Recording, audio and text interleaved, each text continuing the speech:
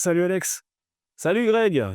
Et donc, bienvenue. On va parler business, bien entendu. On va Mmh. parler développement personnel, le MLM, hein, que tu maîtrises, voilà, hein, depuis longtemps. On va cette fois-ci, par contre, commencer par quelque chose de plus intime. Ouais, On va parler, voilà, vie de couple vs business. très important. Voilà, donc, première question, Alex. Yes. Heu Toi, à titre perso, comment est-ce que tu gères l'équilibre entre ta vie personnelle et cette vie professionnelle intense, que tu mènes? Un équilibre très fragile. Un équilibre pas simple à gérer parce qu'au quotidien, je suis dans le business, je suis en lien avec mes collaborateurs, avec mes associés. Au quotidien, on gère des projets et c'est vrai que la vie perso, parfois, on a du mal à pouvoir, heu, beh, créer un lien ou on a du mal à trouver ses priorités. Donc moi, si j'ai un conseil à donner à un entrepreneur aujourd'hui, c'est de mettre sur son agenda des moments de qualité à passer avec la personne qu'on aime, tout simplement. Donc, comme tu as dans ton agenda, tu notes des moments pour aller au sport, tu notes des moments pour, aller à des rendez-vous, faire des webinaires, aller chez le comptable, aller à la banque et cetera. Mais note les moments avec ta femme, avec ton mari, avec tes enfants. Moi, aujourd'hui, je note sur mon agenda, quand je vais récupérer, mes enfants à l'école. Ça devient ma priorité parce que tout ce qu'il y a sur mon agenda est ma priorité. Très bien. Alors du coup, ton partenaire, est-ce qu'il joue un rôle, dans ton entreprise et si oui, comment ça affecte ta relation? Alors, ta partenaire, effectivement, joue un rôle, non pas directement dans ton entreprise. Si elle n'est pas, actionnaire ou associée, elle va pas jouer un rôle direct, mais elle va jouer un rôle indirect. Parce que c'est elle qui va te soutenir dans des moments difficiles. On va pas se mentir, quand tu es entrepreneur, c'est 95 de moments difficiles. Gestion des émotions, gestion du temps, gestion de la confiance en soi, et cetera. Donc, ta partenaire ou ton partenaire, c'est, c'est cette personne qui va être là pour te soutenir dans les 95 du temps où c'est pas facile à gérer. Les doutes et elle sera là, il sera là pour t'aider. Cette personne sera là pour te soutenir à ce moment-là. Donc ne néglige surtout pas cette personne au quotidien parce que s'il y a personne, à tes côtés quand les choses, vont mal, beh, tu peux, mettre plus de temps pour, remonter la pente. Et du coup, tu parlais d'un agenda, voilà, pour sectionner, les différents aspects de ta vie. Quel compromis, toi, tu as dû faire, tant dans ta vie personnelle que dans ta vie pro, pour réussir à maintenir, ton équilibre? J'ai dû faire énormément de compromis.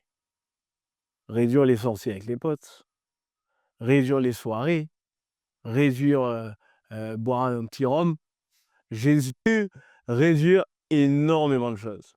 Bon, aujourd'hui, mettre mon focus, améliorer mon focus sur mon business, mes objectifs, mais également sur ma famille.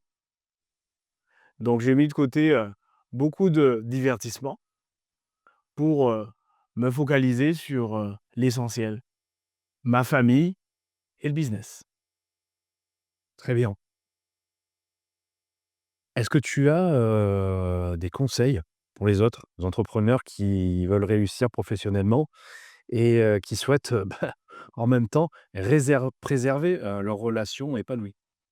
Le meilleur conseil que je peux donner à un entrepreneur qui veut préserver sa relation en parallèle de son business, c'est de passer des moments de qualité avec la personne qui partage sa vie.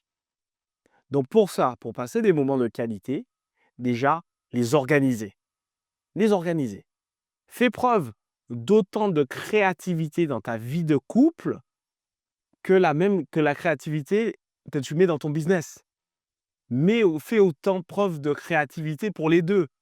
Pourquoi tu mets autant de créativité pour développer ton chiffre d'affaires et que pour la personne qui partage ta vie, il y a rien, c'est le désert. À un moment, ça va créer de la frustration, ça va créer des conflits. Donc, mets autant de créativité pour les 2. Note sur ton agenda des moments de qualité et ce que j'appelle ces moments de qualité, c'est des moments où tu vas mettre ton téléphone en mode sommeil, en mode avion. Laisse ton téléphone à la maison. Va te balader avec la personne qui partage ta vie en bord de la mer, en forêt. Passe des moments, invite-la un week-end à, je sais pas, passer une après-midi au spa ou autre, au restaurant. Mais laisse ton téléphone en mode avion ou dans la voiture ou à la maison. Mais fais en sorte que ce moment soit à 100%, 200%, voire 1000% consacré à la personne qui partage ta vie au quotidien, qui est peut-être le papa de tes enfants, la femme de ta vie. Et donc, c'est important quand même de trouver très rapidement un bon équilibre. Sinon, ça va engendrer de la frustration. On va aborder un sujet, que tu connais bien. On va parler développement personnel et business. Donc la première question, c'est: Mmh. quelle place a le développement personnel dans ton business et comment est-ce que toi tu as démarré avec ces notions? Le développement personnel, c'est un concept que j'ai découvert, il y a 7 ans. Je ne connaissais strictement rien et j'ai découvert que si on veut matérialiser des choses dans sa vie, il faut changer intérieurement. Si tu veux que les choses changent, extérieurement, il faut changer intérieurement et ça passe par le développement personnel et c'est ce qui nous fait grandir. Parce que si on grandit, notre business va grandir, nos revenus vont grandir, mais c'est pas l'inverse. C'est pas notre business et nos revenus qui grandissent qui vont nous faire grandir. C'est l'inverse. D'abord, il faut grandir soi pour qu'ensuite, nos activités puissent également grandir. Et toi, à titre perso, quel est le plus grand défi, que tu as rencontré, dans ton parcours entrepreneurial? Et comment le développement personnel, grâce au développement personnel, tu as réussi à surmonter ce défi? Alors j'ai connu énormément d'échecs. J'ai connu également énormément de bas émotionnels et c'est à travers, la lecture, à travers, les livres audio, à travers, des podcasts, à travers, des séminaires, des conférences, des mentors, des coachs, de la visualisation, des affirmations et tout un tas de techniques que j'ai pu me relever et me relever plus fort. Parce que le fait d'avoir, des échecs, des obstacles, des imprévus, d'avoir des bas émotionnels, c'est pas un fardeau. C'est au contraire, c'est une opportunité de devenir la meilleure version de soi-même et c'est à ce moment-là qu'il faut pas partir dans des travers, mais qu'il faut plutôt travailler sur soi pour se reconstruire et pour devenir une meilleure version de soi-même. Et du coup, est-ce que tu peux nous citer, bah, là, tu nous as parlé, des livres et voilà, de l'apprentissage, via, tout type de support, audio. Et peux-tu nous parler d'autres outils de développement personnel, des outils pratiques et notamment, beh, pour toi, le plus efficace, pour quelqu'un qui va débuter dans ce domaine? Alors le plus efficace pour moi et que j'utilise encore tous les jours, plusieurs fois par jour, ce sont les affirmations positives. Voilà. Les affirmations positives, au réveil, ce sont les premières choses, que je fais, que je dis au réveil pendant que mon cerveau est, en train de s'éveiller ou au moment où il va capter les meilleures fréquences pour, le reste de ma journée, c'est au réveil ou au coucher. Donc moi, c'est à ce moment-là que j'utilise les affirmations, positives, où je vais répéter, des phrases, pour reprogrammer mon cerveau et donc pour lui donner la dynamique de la journée ou de la nuit, ça dépend. Donc ou sinon, parfois pendant la journée, ça peut m'arriver d'avoir des pensées négatives comme tout le monde et donc c'est à ce moment-là encore j'utilise les affirmations positives. Voilà, donc ça, c'est vraiment la chose la plus simple qu'on peut mettre en pratique quand on débute dans le développement personnel. D'accord, bah, justement, voilà, on parlait de quelqu'un qui débute. Est-ce que tu aurais des exemples, de phrases à se répéter, pour, justement, voilà, nous aider avec ça? Alors des exemples de phrases, ça peut être, «Je suis le meilleur», «J'ai un mindset de leader», «Je veux réussir mes objectifs financiers», «Je suis aimé par, mes proches, par ma famille» et en fonction de vos croyances, Dieu est mon guide, l'univers me guide, je fais confiance à l'univers, voilà. Et donc, se répéter ça plusieurs fois et ça va vraiment permettre à votre cerveau de se reprogrammer et puis d'être dans une belle dynamique. Très bien. Alors, on repart un peu sur la vie de famille et l'entrepreneuriat. Est-ce que toi, à titre perso, ta famille te soutient, activement pour, tes projets, entrepreneuriaux et comment? Dans quelle mesure? Au début, ça n'a pas été simple. Quand j'ai démarré l'entrepreneuriat, j'ai pas été soutenu par ma famille. Faut savoir que, j'ai fait des études et comme beaucoup de personnes qui font des études, on s'attend à ce que, qu'on aille chercher un travail, un CDI, qu'on ait une stabilité, un petit peu le même train-train que monsieur, madame tout le monde entre guillemets et donc j'ai choisi la voie d'entrepreneuriat et ça a été, plutôt, je dirais pas mal perçu par mon entourage, mais ça a été, voilà, tout un tas de questions, surtout que j'ai choisi un domaine atypique dans l'entrepreneuriat en marketing relationnel. Aujourd'hui, je suis networker professionnel et donc ça n'a pas été, tout de suite très, très, très bien vu ou compris par mes proches. Mais aujourd'hui, ils sont très contents de mon choix. Très bien. Et donc tu nous parlais tout à l'heure des, affirmations, positives, hein, pour par exemple, gérer son stress ou au contraire se se bonifier via, une auto, comment dirais-je? Auto-persuasion? Une auto-persuasion. Et du coup, est-ce que tu as d'autres, techniques pour, par exemple, gérer, les périodes de stress qui sont liées à l'entrepreneuriat, sans que ça n'affecte ta vie, familiale? Est-ce que tu as d'autres stratégies et des exemples à nous donner? Alors la stratégie aussi qu'on peut pratiquer, c'est la visualisation. Donc faire ce qu'on appelle un vision board. Donc le vision board, ça va vous permettre, d'avoir, un visuel sur vos objectifs. Ça peut être la villa de votre rê de vos rêves, la voiture de tes rêves, ça peut être, la je sais pas, le voyage de tes rêves, la vie de famille de tes rêves et donc c'est une technique qui est très courante. Il y a le vision board qui fonctionne très bien et que je recommande, qui est facile à mettre en pratique avec des outils comme Canva.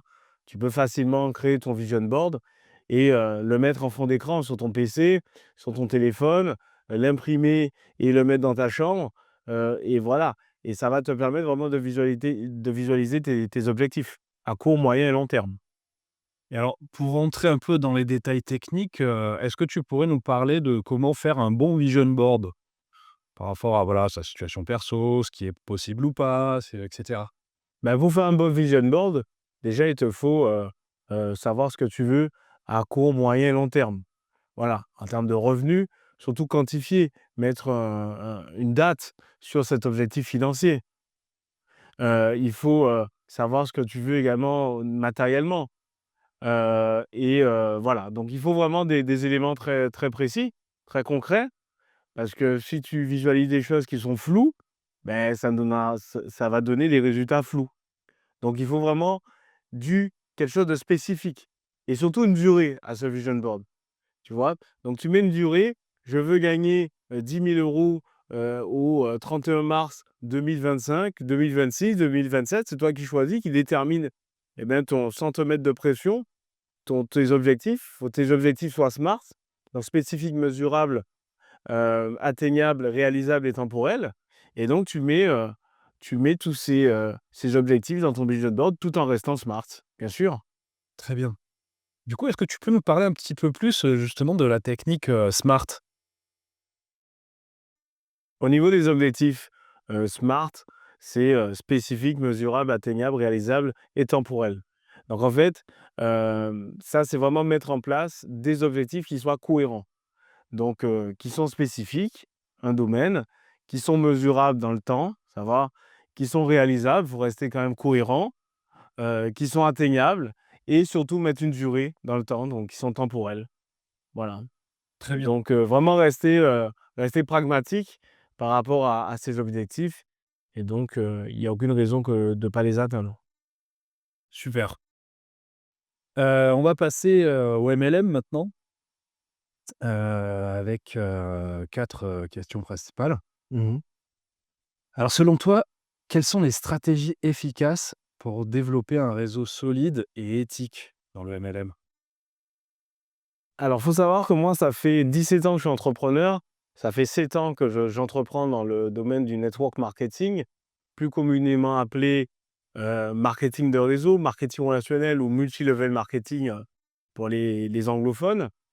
Euh, j'ai expérimenté différentes stratégies, différentes méthodes, et je me suis rendu compte que ce qui fonctionnait pas, c'était souvent ce que nous partageaient des pseudo leaders, entrepreneurs de cette industrie qui finalement ne font pas une grande carrière dans l'industrie du marketing relationnel. Et donc, j'ai mis de côté tout ce qui ne fonctionnait pas parce que je me suis rendu compte que ça devenait très chronophage. Et puis, je me suis entouré de professionnels qui génèrent plus- plusieurs millions en termes de revenus et puis qui font plusieurs dizaines, voire centaines de millions de chiffres d'affaires dans l'industrie. Et je me suis rendu compte que ce qui fonctionnait, c'était vraiment l'entraide. Il faut être dans l'entraide, voilà. C'est-à-dire qu'on ne nous apprend pas à l'école, on ne nous apprend pas à l'université, dans la société, on ne nous apprend pas les valeurs liées à l'entraide. Surtout si on a vécu, on a grandi en Europe, en Occident, on ne nous a pas appris ce qu'était spécialement l'entraide. On a surtout appris à penser qu'à soi et, euh, et être en compétition. Ça, c'est quelque chose qu'on maîtrise aujourd'hui. C'est dans l'éducation, c'est dans notre culture. Alors que l'entraide, c'est aujourd'hui ce qui va vraiment nous permettre de faire la différence dans la société.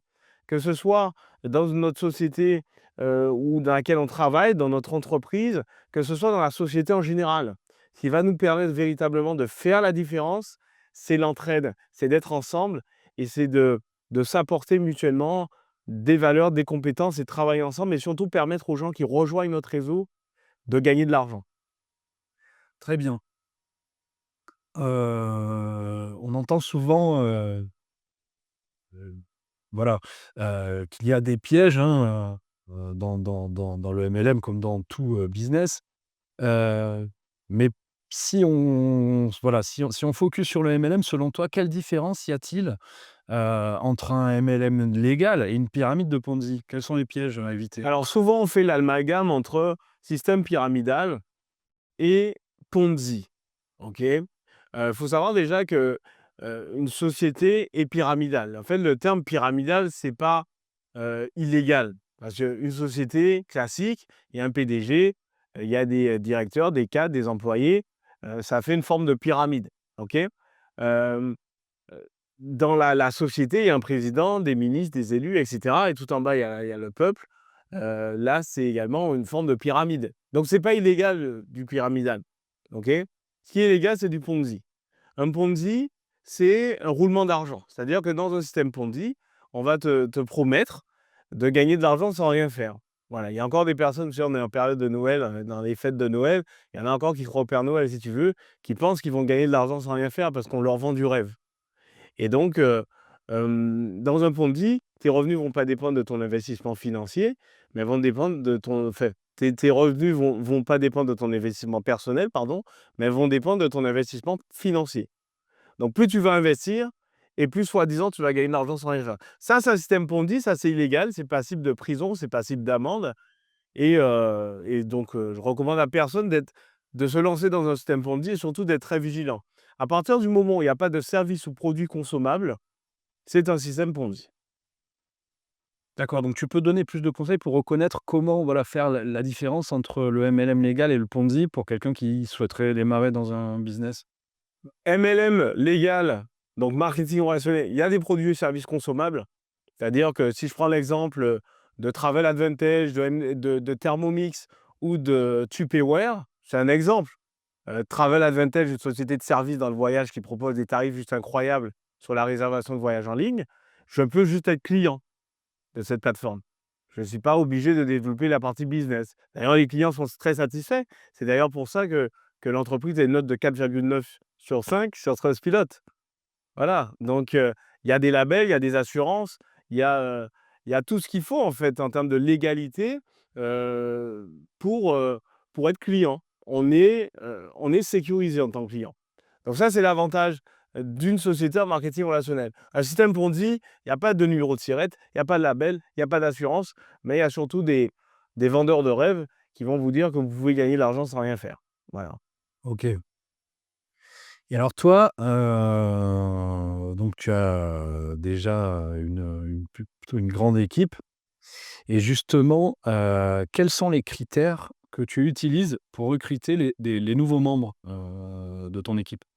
Alors aujourd'hui, c'est vrai que j'ai développé, une très, très grande équipe, au niveau international dans le marketing relationnel et il faut savoir que quand j'ai démarré cette industrie, on me parlait souvent de, oui, que c'est fait pour monsieur, madame, tout le monde. Alors peut-être dans les années 70, à l'époque de Tupperware, Thermomix, toutes ces entreprises, c'est vrai que, c'était fait pour la femme au foyer, si tu veux.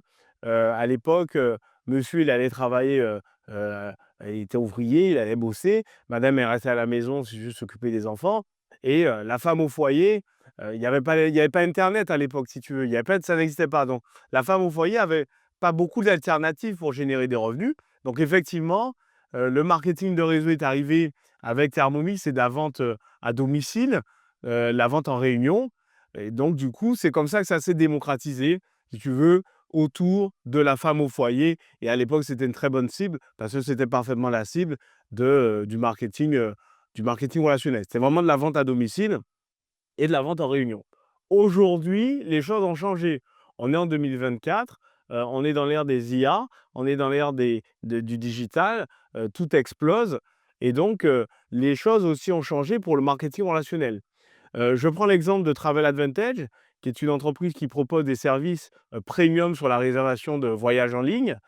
Ça va pas correspondre à tout le monde de voyager dans des hôtels premium, dans des hôtels 4, 5 étoiles. Même si avec Travel Advantage, tu as des hôtels 5 étoiles au prix d'hôtels 2 étoiles, ça va pas forcément correspondre à tout le monde. Et donc pour moi aujourd'hui, pour réussir dans cette industrie du marketing relationnel, il faut être très sélectif. Aujourd'hui, ce qui fait ma force, c'est que j'ai vraiment créé une communauté et un réseau d'entrepreneurs, qui sont friands, voilà, adeptes, de services premium, d'hôtels de luxe et qui consomment les services comme ils consommeraient les services d'autres marques de luxe ou d'autres services premium.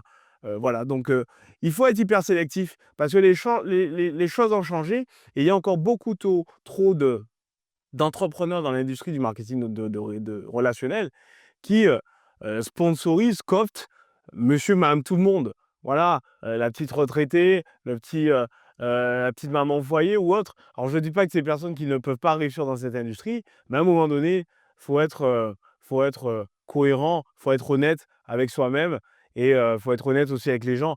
L'entrepreneuriat, c'est pas fait pour tout le monde. C'est pas tout le monde qui va réussir dans l'entrepreneuriat. D'ailleurs, 95 des gens qui se lancent dans le marketing relationnel échouent. 95 échouent. Donc on ne peut pas me dire que tout le monde peut réussir quand les chiffres montrent que 95 échouent. Quand les chiffres montrent qu'il n'y a que 5 qui génèrent des revenus. On ne peut pas me dire que tout le monde peut réussir, donc il n'y a que 5 qui génèrent des revenus et il n'y a que 1 des personnes qui entreprennent dans le marketing relationnel qui font plus de 10 000 € par mois. 1.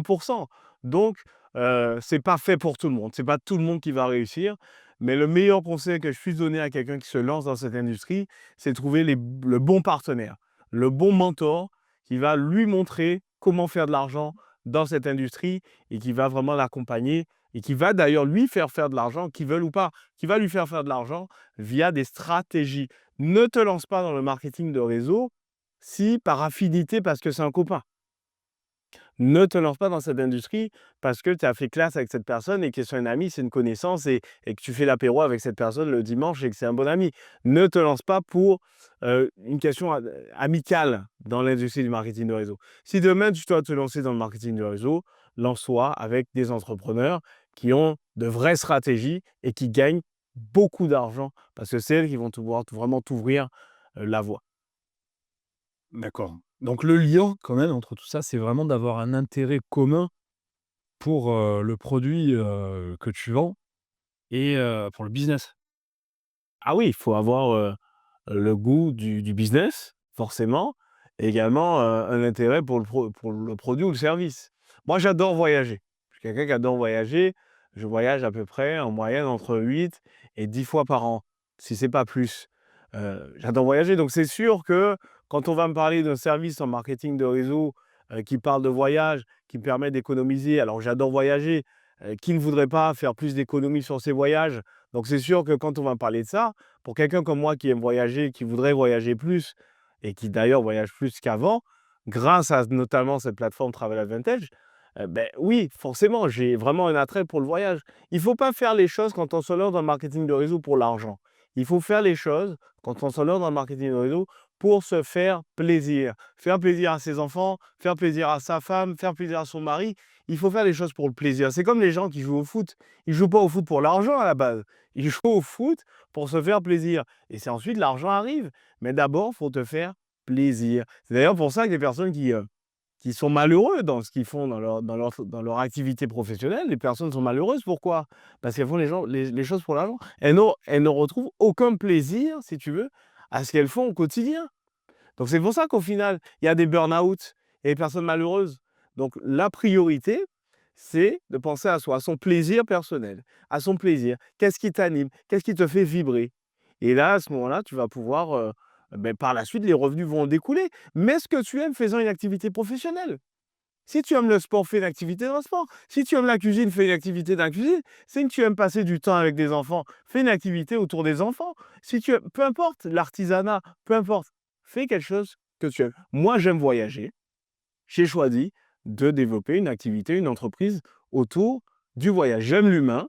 J'ai décidé de développer une entreprise autour de l'humain, autour du relationnel. Voilà. Donc moi, ça me convient tout à fait. C'est aussi pour ça que je suis heureux et satisfait dans ce que je fais et que ça se ressent dans mes résultats, mais aussi par rapport aux personnes qui m'entourent. Parce que les gens qui m'entourent aujourd'hui prennent beaucoup de plaisir à travailler avec moi parce que je suis engagé dans ce que je fais et je prends vraiment du plaisir, quoi qu'il arrive.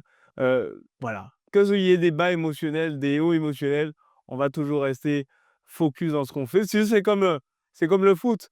Le foot, tu ne vas pas gagner à tous les coups, mais tu prends du plaisir à jouer au foot, à te retrouver avec tes amis. Moi, j'aime jouer au foot une fois par semaine, 2 fois par semaine, je joue au foot. Je ne gagne pas tout le temps, mais je prends du plaisir parce que ça me plaît. Voilà. Super. Donc il y a vraiment un engouement, autour de ton travail, hein. On le voit, à travers, différents témoignages, de gens de ton équipe et justement, là où je veux en venir, c'est, quels outils et formations tu leur proposes, pour assurer leur succès? Alors, quand je me suis lancé dans le marketing relationnel, je me suis rendu compte qu'il y avait énormément sur la toile, des académies, dans le digital, dans le closing, dans X, dans Y, et cetera. Et je me suis rendu compte aussi que ces entreprises ne faisaient pas forcément la promotion du marketing relationnel. Alors, on va savoir pourquoi. Alors, peut-être que parce que dans le marketing relationnel, on apprend plus de choses et pour beaucoup moins cher que dans des académies dites traditionnelles. Donc moi, c'est quelque chose qui m'a un peu gonflé. Donc du coup, ce que j'ai décidé de faire, j'ai décidé de réunir les 6 meilleurs coachs du marché et de créer mon académie. Voilà, en association avec eux. Avec ces coachs, on a créé vraiment un consortium de compétences avec des coachs spécialisés dans le domaine du digital, dans le domaine de la vente, dans le domaine de l'entrepreneuriat, parce que oui, on n'apprend pas à l'école à être entrepreneur, ça s'apprend, dans le domaine du closing, dans la psychologie du mindset et dans le domaine du marketing relationnel. Et oui, et j'ai décidé vraiment de m'entourer des meilleurs, de créer cette académie qui s'appelle la Digital Consulting Academy, donc la DCA, qui aujourd'hui compte une centaine d'apprenants. Et les gens sont très satisfaits. On a créé cette académie avec un système d'abonnement sans engagement, donc qui permet aux personnes de pouvoir se lancer, se former, puis d'arrêter quand elles souhaitent arrêter, si elles souhaitent arrêter. Mais jusqu'à l'heure d'aujourd'hui, les gens ne souhaitent pas arrêter parce qu'il y a 2 lives par semaine avec des coachs sur une thématique. Donc, notamment une thématique qui cartonne en ce moment, c'est la psychologie. Parce qu'avec tout ce qui se passe entre les gens qui ont vécu le Covid, qui ont été traumatisés du Covid, les gens qui vivent des burn-out, qui se plaisent pas dans ce qu'elles font au quotidien, qui ont besoin de gagner en estime et en confiance d'elles-mêmes, la psychologie, c'est primordial. Donc on a notamment une coach qui s'appelle Bénédicte et qui fait des ateliers incroyables sur la psychologie de l'entrepreneur, la psychologie du succès. Parce que oui, elle est diplômée et ça, c'est important. C'est que des coachs diplômés. Elle est diplômée et elle a les diplômes pour venir appuyer sur les interrupteurs qu'il y a dans ton cerveau qui vont te permettre de passer au niveau supérieur. Voilà. Donc c'est très puissant et donc c'est de cette façon que j'accompagne, mes équipes aujourd'hui avec, les meilleurs coachs du marché. Super, bah, écoute, merci beaucoup Alex, voilà, pour toutes ces réponses. On espère te revoir bientôt et on te souhaite le meilleur. Merci, à très vite. Salut.